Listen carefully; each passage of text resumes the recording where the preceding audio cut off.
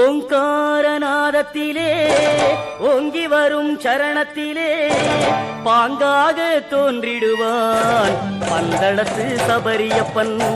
நீங்காத மனை செல்வம் நிறையாயுள் புகழ் தேகம் தாங்கி வரும் இருமுடிக்கு தக்கபடி தந்திடுவான் ஓங்காரநாதத்திலே ஓங்கி வரும் சரணத்திலே பாங்காக தோன்றிடுவான் பந்தளத்து சபரியப்பன்.